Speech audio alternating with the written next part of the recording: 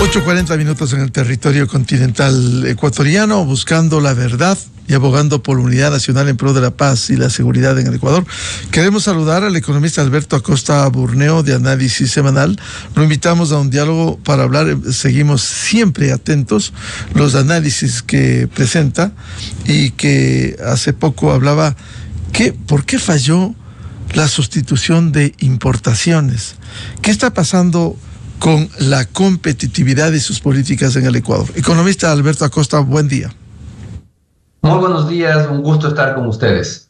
Sí, definitivamente aquí un tema muy relevante es analizar la experiencia que tuvo el Ecuador y el intento de Ecuador de industrializarse, y que siguió una política que siguieron otros países de la región. Siguió Colombia, Perú, Chile. En su momento son políticas impulsadas desde la CEPAL de industrialización vía sustitución de importaciones y planificación centralizada. Han pasado ya más de 50 años desde estas políticas. Los países vecinos las abandonaron. Chile y Perú particularmente abandonaron esas políticas ya hace muchas décadas. El Ecuador insistió en esta política y se ha demostrado que esta política no nos ha permitido salir del subdesarrollo, más bien ha perpetuado el subdesarrollo, porque el problema de fondo de este tipo de políticas es que destruyen competitividad. ¿Cómo ha afectado precisamente este modelo de sustitución de las importaciones en la práctica el Ecuador? Bueno, en la práctica lo que ha sucedido es que este modelo creó mercados cautivos, es decir, elevó los precios internos, restringió la competencia y creó un ambiente en donde las actividades podían ser rentables a pesar de ser ineficientes. Entonces, el corazón de la sustitución de importaciones es elevar precios para que pueda ser rentable la actividad, a pesar de que no es competitiva. Y eso implica que quien paga el costo de esta política somos los ciudadanos, vía precios más altos y productos de menor calidad o de poca innovación. ¿Cuál era la lógica detrás de este esquema? De una manera muy equivocada, porque no se entendió cómo funciona la economía y cómo funciona la inversión, se equiparó a la actividad productiva a una interpretación biológica. Se dijo, las industrias van a nacer y cuando son industrias infantes requieren protección. Se pensaba en un ser humano que recién nace requiere protección, y hasta que crezca, hasta que sea adulto y pueda valerse por sí mismo. Se pensaba que la actividad productiva, en esta teoría impulsada desde la CEPAL y de Raúl Prebisch, se pensaba que la actividad productiva desarrollaba competitividad, como una persona que naturalmente, conforme crece, se vuelve adulto, se vuelve más fuerte y más capaz de valerse por sí mismo. La realidad es que en la economía no funcionan así las cosas.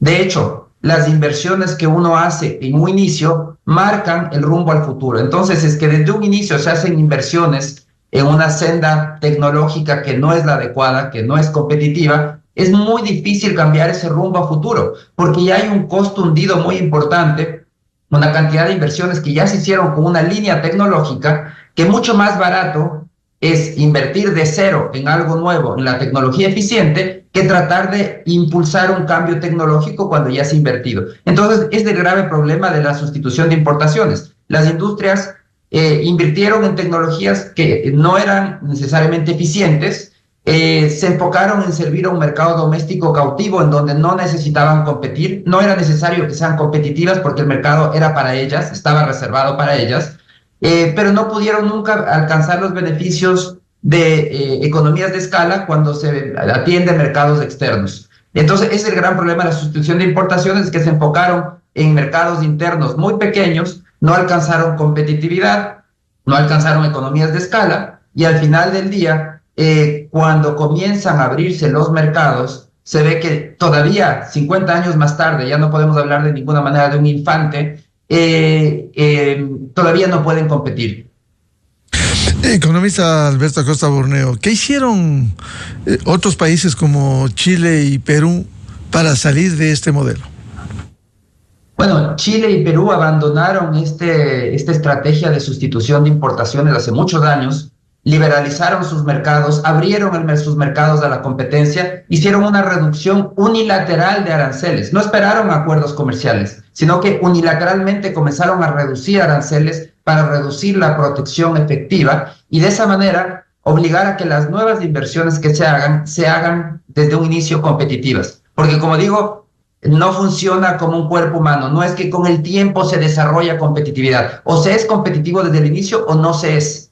Y las inversiones que se hacen con tecnología poco competitiva son una restricción para el futuro, porque toca hacer grandes inversiones o abandonar todo lo que se ha invertido para poder cambiarse de línea. Entonces, lo que hicieron tanto Colombia como Perú es abrirse al mundo y entender que el crecimiento está en la apertura comercial. No son los únicos ejemplos, hay ejemplos mucho más exitosos que Perú y Chile, perdón, mucho más exitosos desde el Asia. Los países del sudeste asiático, el mismo Japón, se desarrollaron pensando en el mercado externo. Entonces sí, en esos países también hubo mercados, restringieron el mercado interno, pero el enfoque fue totalmente distinto. El enfoque no fue cómo sustituyo las importaciones y cómo las empresas satisfacen a la demanda interna. El enfoque en esos países fue satisfacer al mercado externo. Entonces, las restricciones que sí existieron en esos países sirvieron para que las empresas tengan rentas extraordinarias que servían para subsidiar las exportaciones, para montar incluso plantas en Estados Unidos. La industria automotriz japonesa montó plantas directamente en Estados Unidos para servir al mercado norteamericano. Entonces, es un enfoque totalmente distinto el enfocarse en impulsar la exportación que el enfoque que siguió el Ecuador y los países de la región de una sustitución de importaciones que al final del día es un enfoque que limita, es un enfoque anti-exportación, es un enfoque hacia el mercado interno, hacia encerrarse, que tiene todas estas consecuencias de destruir competitividad. ¿Cuál es la explicación, economista Acosta, de por qué el Ecuador tiene aranceles mucho más altos que otros países? Precisamente por esta política equivocada de pensar que restringiendo la competencia se puede generar bienestar, cuando lo que realmente se hace es que se destruye bienestar de los productores, de los ciudadanos, porque se mantienen industrias poco competitivas. Entonces los aranceles en el Ecuador siguen siendo muy elevados, muchísimo más elevados que en otros países de la región. Basta ver, por ejemplo, un caso muy puntual, que es una discusión coyuntural. En este momento se está hablando del tema de los vehículos por la salida de General Motors. Veamos en el tema del arancel promedio de los vehículos. Según la OMC, el arancel promedio de los vehículos en Ecuador pasó de 1996 de 33,3%, se redujo a 2024 a 26%. Sin embargo, si comparamos con Chile se redujo del 25% en 1996, se redujo al 6%, y en Perú también se redujo al 6%. Entonces, a pesar de que en el Ecuador hemos reducido aranceles, todavía la protección efectiva sigue siendo enorme, un 26% promedio de arancel, cuando en el Perú y en Chile es del 6%. Esto lo podemos ver en infinidad de áreas. Los aranceles en el Ecuador siguen siendo muy elevados, siguen existiendo estos niveles elevados de protección efectiva y con ello mercados cautivos, que como digo, el problema de esos mercados cautivos es que destruyen competitividad. El sector productivo que se beneficia de ese mercado cautivo tiende a enfocarse solo en el mercado interno. Evidentemente que esto no lo hacen todos. Hay industrias que aprovecharon de la protección y dijeron voy a atender al mercado externo, adoptaron una estrategia adecuada, porque la estrategia adecuada era usar esa protección inicial para crecer, para conquistar mercados tanto internos como externos. Algunas empresas lo han hecho y son competitivas en la actualidad, y por eso es que la apertura comercial no es un riesgo para su actividad, porque hay que estar muy claros, el Ecuador entró hace algunos años ya en una senda de apertura comercial, con muchísimo retraso. Los países vecinos lo hicieron hace mucho tiempo, ahora lo está haciendo el Ecuador. Pero para las industrias que tomaron la estrategia equivocada de enfocarse solo en el mercado externo, un mercado cautivo con restricción y una protección efectiva muy elevada, la apertura comercial sí es un desafío. Y están en este momento preocupadas de lo que significa esa continua apertura comercial que está viviendo el Ecuador, que como digo, lamentablemente es una apertura muy tardía, cuando países del Asia siguieron un modelo de fomento de exportaciones hace muchísimos años. Y hace 50 años los países del Asia eran mucho más pobres que los países de América Latina, y la cosa se dio la vuelta y ahora tenemos que el Asia es un área con muy elevados niveles de desarrollo, mientras que América Latina se quedó estancada precisamente por esta política equivocada de mirar hacia adentro, de sustituir importaciones, de bloquear, de destruir competitividad. Claro, países tan pequeños como Singapur, que realmente despegaron hace unas décadas frente a lo que se estancó y se quedó en América Latina. Ahora, ¿cuánto ha afectado, economista Alberto Acosta Borneo, el mercado de los autos por estas políticas? Bueno, la realidad es que en la industria de ensamblaje es muy competitiva a nivel mundial. Estamos hablando de una industria intensiva de capital, requiere de inmensas inversiones, requiere de muchísima eficiencia y requiere de economías de escala. No tiene ningún sentido pensar en ensamblar para un mercado minúsculo porque los costos unitarios son muy altos. Los costos se diluyen cuando uno piensa en ensamblar y en servir a amplias regiones del mundo. Y eso es lo que se está viviendo y nos dice muy claramente General Motors. General Motors decidió cerrar su planta de ensamblaje en Colombia y en Ecuador porque entendió y dijo, no tiene sentido seguir con este esquema de producir para un mercado tan pequeño. Y prefiere mantener sus plantas, por ejemplo, en Brasil, de donde piensa servir a toda la región. Son plantas mucho más grandes que atienden a territorios muy grandes. Entonces, el problema que ha tenido el ensamblaje en el país es que nació a través de esta política de sustitución de importaciones, nació por una protección efectiva muy elevada. Hay que recordar que el Pacto Andino en ese momento, en los años 70, propuso un programa regional para crear una industria automotriz, pero el resto de países se quedaron en el camino. Chile salió del Pacto Andino, Perú y Ecuador tenían disputas, Venezuela no ratificó el apoyo a este programa, y al final del día Ecuador insistió en su programa de ensamblaje solo, sin pensar en un mercado regional. En 1987 el Pacto Andino abandonó el programa automotor y Ecuador, que se quedó solo con una actividad de ensamblaje con muy elevados niveles de protección.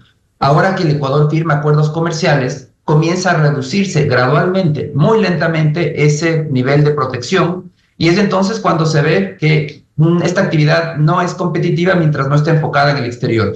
Esto es un desafío, el proceso que estamos viviendo en este momento de desgravación, de apertura comercial, es un desafío para estas actividades, porque no significa que la actividad, sobre todo autopartista, tiene que desaparecer, para nada. El Ecuador tiene que buscar enlazarse a las cadenas productivas internacionales. Esa es la estrategia correcta. Abandonar la sustitución de importaciones, los mercados cautivos, e ir hacia las cadenas globales de valor. Y el Ecuador tiene mucho potencial. Y el desafío es dejar de mirar a un mercado minúsculo de bajo poder adquisitivo, que es el mercado ecuatoriano, y pensar en cómo nos enlazamos con autopartes, con esas grandes cadenas globales de valor. ¿Qué hay que hacer para cambiar este esquema y sacudirse como hicieron otros países y no quedar anclado a un modelo que no da resultados en el país? Bueno, yo creo que el cambio siempre es difícil. Hay grupos que se rehúsan al cambio porque implica desafíos, porque no todos logran dar ese salto. Eso también es una realidad. Y entonces lo que está permitiendo que se dé este cambio es la firma de acuerdos comerciales. El Ecuador tiene que seguir firmando acuerdos comerciales, no puede quedarse atrás. Los acuerdos comerciales obligan a esta reducción arancelaria. Claro, lo ideal sería hacer una reducción arancelaria unilateral, como lo hicieron, por ejemplo, Chile. El Ecuador debería reducir los aranceles unilateralmente, independientemente de acuerdos comerciales. Pero lamentablemente hay muchas presiones de por medio y eso es difícil de hacer, pero a través de los acuerdos comerciales se logra esa desgravación que es tan importante y tenemos que cambiar de estrategia. Enterrar de una vez por todas la idea de la sustitución de importaciones, el mercado cautivo y servir al mercado doméstico. Esa es una estrategia fracasada, porque el mercado interno es muy pequeño, la capacidad de compra es muy reducida y ya hemos probado más de 50 años esta misma receta y nos ha mantenido en el subdesarrollo. Mientras que el Asia, que yo creo que es un modelo que tenemos que ver, impulsó la exportación, se enfocó en la exportación y lo sigue haciendo, y vemos el nivel de desarrollo que ha alcanzado y cómo superó a América Latina en muy poco tiempo. Entonces, la estrategia en este momento tiene que ser abandonar esa práctica mercantilista de escoger sectores ganadores. No tenemos que escoger sectores ganadores. Nadie sabe cuáles son los sectores ganadores. Ningún burócrata, por más bien intencionado, por más estudiado y títulos que tenga, sabe cuáles son los sectores ganadores. Y lo que tenemos que hacer es adoptar una estrategia de cadenas globales, es decir, de trabajar en la competitividad de manera horizontal, a nivel de todos los sectores, y que sea la práctica en el mercado, en base a las realidades, la que determine qué sectores son los que más potencial tienen. Pero desde el lado público, la construcción de competitividad tiene que ser transversal para todos los sectores y no escogiendo sectores ganadores, porque ya vemos los errores que se cometen cuando se dice este sector debe ser ganador y termina siendo que no fue. Entonces, como nadie conoce cuáles son los sectores ganadores, lo que hay que trabajar es una competitividad de manera transversal para que el país pueda despuntar en muchas áreas. Muchas de ellas tal vez ni siquiera nos hemos imaginado todavía que pueden existir o que podemos tener potencial, pero si trabajamos en la competitividad de manera transversal, vamos a permitir que repunten.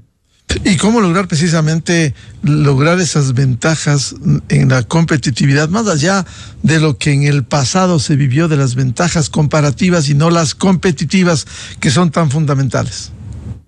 Tenemos que entender que no es suficiente con las grandes ventajas que nos da la naturaleza. Sí, tenemos ventajas innegables que nos da la naturaleza, pero tenemos que trabajar en las ventajas, crear ventajas competitivas. Tenemos que crearlas nosotros a través de la política pública. ¿Qué cosas hay que hacer? Empecemos primero por el tema de los trámites. Simplificar trámites, que sea más fácil invertir y consecuentemente más barato invertir. Menos barreras de entrada, procedimientos más sencillos. Entonces, toda la tramitología es un tema que debe ser solucionado. Segundo, que el financiamiento sea más barato. ¿Cómo lograrlo?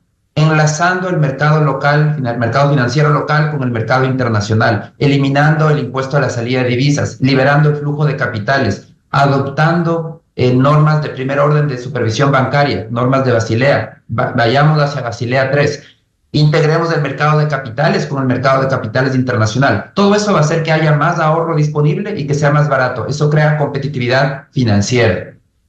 Competitividad laboral. Adoptemos las mejores prácticas en materia laboral. El mundo cambió. No podemos tener una ley de hace más de 80 años. Los modos de trabajar ahora son muy distintos, a distancia, continuos, discontinuos, infinidad de formas que están funcionando en el mundo. Veamos lo que está funcionando y adoptemos las mejores prácticas laborales. Competitividad tributaria. Trabajemos en una legislación, en un esquema tributario competitivo, que tengamos estándares tributarios similares a otros países de la región para que podamos ser competitivos. Y quinto, y sumamente importante, tenemos que seguir creando competitividad a nivel comercial, seguir abriendo la economía y abriendo la economía de otros países, reducciones de aranceles bilaterales y unilaterales. Tenemos que seguir generando un ambiente competitivo para el comercio, que es una fuente importantísima para generar desarrollo. Y eso se logra precisamente vía firma de acuerdos comerciales que permiten reducir también los aranceles en los principales destinos para los productos ecuatorianos. Al final del día es construcción de competitividad en todos los frentes. Consecuentemente, ¿cuáles son los desafíos que tiene para cambiar el Ecuador en estas condiciones cuando en general el crecimiento de la economía ha sido muy modesto? Es que el Ecuador sigue con este esquema de mirar hacia adentro, una economía cerrada, pero estamos hablando que somos un país extremadamente pequeño, con un poder de compra muy bajo, entonces el potencial de crecer mirando hacia adentro es minúsculo. Dependemos de las bonanzas de las materias primas. Si es que el precio del petróleo sube aceleradamente, el país siente que las cosas van mejor. Cae el precio del petróleo, el país se detiene. Esa estrategia es equivocada. Tenemos que enfocarnos en el mercado externo, porque pasamos de depender de un mercado de 17 millones de habitantes a tener oportunidades de un mercado de 7.000 millones de habitantes. Evidentemente que el potencial de crecimiento es mucho más grande, el potencial de generación de riqueza, de producción y de generación de bienestar a la población es mucho más grande. Entonces ese gran desafío es dejar de mirar hacia adentro y abandonar todos estos sesgos antiexportadores que existen en la política pública y enfocarse en una política transversal de construcción de competitividad que sea marcadamente pro-exportadora. El país tiene que mirar hacia afuera. Ese fue el esquema que funcionó en todo Asia para el desarrollo. También va a funcionar muy bien en el Ecuador. Por eso tenemos que impulsarlo lo antes posible. La competitividad será un renglón muy importante que el Ecuador debiera desarrollar. Sin eso va a ser muy difícil salir con nuestros productos al exterior. Es que el Ecuador tiene que trabajar en competitividad para poder ampliar esas posibilidades en el exterior. Pero hay que estar muy claros, la competitividad no es que se la construye primero y después se abre el mercado. Así no funciona. Más bien sucede lo contrario. Cuando se restringen los mercados, como hace más de 50 años, y todavía tenemos un mercado cerrado, no se construye competitividad, se destruye competitividad, porque el sector productivo se enfoca en un mercado cautivo, un mercado en donde no hay que ser competitivos, no hay que tener productos innovadores, no hay que tener productos con costos bajos, porque al final del día, como los consumidores no tienen otra opción, igual les toca pagar caro. Esa estrategia lo que hace es destruir competitividad. Entonces, tenemos que construir competitividad en paralelo que seguimos abriendo mercados, porque la única manera de construir competitividad es vía mayor competencia, apertura de mercados y hacer las inversiones adecuadas para que con niveles de aranceles, con estándares regionales, esas actividades puedan seguir siendo competitivas. ¿Y cuándo el Ecuador se abre al mundo con estas condiciones tan fundamentales? No vamos a salir si no hay esa apertura. Definitivamente, mientras el Ecuador no adopte de manera decisiva la apertura comercial, va a seguir anclado en un modelo de lento crecimiento, estancamiento y subdesarrollo.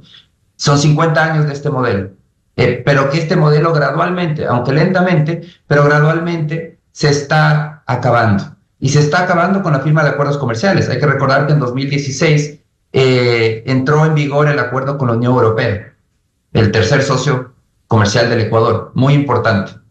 Después se logró, este año entró en vigor, el 1 de mayo, el acuerdo con China, fundamental, segundo socio comercial del Ecuador. Lamentablemente no tenemos un acuerdo comercial con el primer socio comercial del Ecuador, que es Estados Unidos. Perdimos la oportunidad en su momento. Está en camino un acuerdo comercial con Corea del Sur. Es decir, ya desde hace algunos años el país está gradualmente abriendo su mercado, eliminando estos niveles excesivos de protección efectiva, y eso obliga a seguir construyendo competitividad, y está construyendo competitividad. Pero es un proceso gradual en donde, como digo, llevamos muchísimos años de retraso frente a los países vecinos que incluso hicieron desgravaciones unilaterales, no esperaron a los acuerdos comerciales, desgravaron unilateralmente sus mercados porque entendieron la importancia que esto tenía para generar entornos más competitivos, para impulsar competitividad. ¿Qué medidas entonces, economista Alberto Acosta, debiera adoptar el país para cambiar este panorama? Bueno, el fundamental es seguir firmando acuerdos comerciales. Eso es lo más importante. Yo creo que ese es el cambio que se está dando, aunque es un cambio que toma tiempo, porque el acuerdo comercial no se firma de la noche a la mañana, es una negociación que toma tiempo, pero eso es lo que está perforando de manera definitiva este modelo de sustitución de importaciones, que hay que recordar, se implementó hace 50 años y se trató de revivir hace 15 años, con los mismos resultados poco exitosos que el pasado. Menos competitividad, precios más altos, los ciudadanos que paguen esos niveles excesivos de protección. La firma de acuerdos comerciales debe continuar, eso es fundamental, eso es un tema crítico, además de las otras medidas que mencionaba. Apertura comercial sumado a facilitación de hacer negocios, eliminación de trámites excesivos, etcétera. La apertura financiera, enlazarnos a los mercados internacionales, liberar el flujo de capitales, porque el capital es abundante en el exterior, es escaso en el país, necesitamos atraer esos capitales al Ecuador. Competitividad laboral, competitividad tributaria, esos son los temas de fondo que necesita trabajar el país. Es decir, en otras palabras, trabajar en esa competitividad transversal, olvidarnos de pensar en sectores ganadores. Eso no lo define el Estado, no lo conoce ningún funcionario público, ni ningún grupo de funcionarios, por más capacitados que sean. Lo que tenemos que trabajar es en una competitividad transversal, impulsar la competitividad en todos los sectores y que sea en la práctica que se defina qué sectores tienen más potencial de crecimiento y cuáles no, pero eso ya depende de los inversionistas y todo el trabajo y del buen trabajo que puedan hacer. Bien, muchas gracias. Como siempre, la atención al economista Alberto Acosta Burneo de Análisis Semanal para pasar revista de esta situación del país que no sale de modelos que otros países sí cambiaron, como la sustitución de importaciones que han limitado la competitividad. Alberto, muy amable. Muchísimas gracias, siempre es un gusto. Con esto cerramos la jornada de entrevistas y debates, la opinión diversa y libre en la revista de Opinión Democracia, este martes 3 de septiembre. Al concluir, quisiera recordar, 3 de septiembre se cumplen 3 años del despido masivo en un prestigioso, el otrora prestigioso diario El Comercio de Quito, y penosamente esta empresa no ha cumplido con las liquidaciones y jubilaciones de 300 trabajadores y ex trabajadores aproximadamente. Con esto cerramos. Ya viene en Exa FM el show de la papaya, y a los miles de seguidores de la revista de Opinión Democracia les deseamos un feliz martes y les agradecemos por su amable seguimiento. Muy buen día. La revista de Opinión Democracia, buscando la verdad en todas partes. Inicio de espacio promocional y publicitario.